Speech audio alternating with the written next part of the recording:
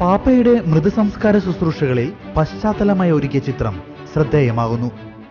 Saint Peter's ബസിലിക്കയുടെ മധ്യഭാഗത്തുള്ള കവാടത്തിന് മുന്നിൽ തൂക്കിയിട്ടിരിക്കുന്ന ഉത്തിതനായ ക്രിസ്തുവിന്റെ ചിത്രമാണ് ഇന്നലെ വത്തിക്കാനിൽ നടന്ന ബെനഡിക്ട് പാപ്പയുടെ മൃതസംസ്കാര ശുശ്രൂഷകളിൽ നിറഞ്ഞു നിന്നത്.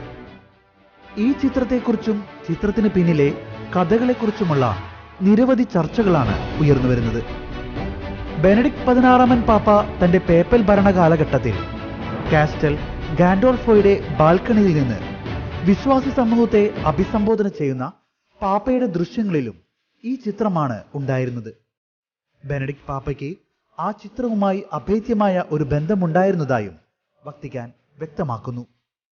ഉയർത്തെഴുന്നേറ്റ ക്രിസ്തു വിജയാഹ്ലാദത്തോടെ ശവകുടീരത്തിൽ നിന്ന് ഉയർത്തെഴുന്നേൽക്കുന്നത് കാണിക്കുന്ന ഈ ചിത്രം 18-ാം നൂറ്റാണ്ടിലെ വത്തിക്കാനിലെ ചിത്രത്തിരശ്ശീലയുടെ പകർപ്പാണ്.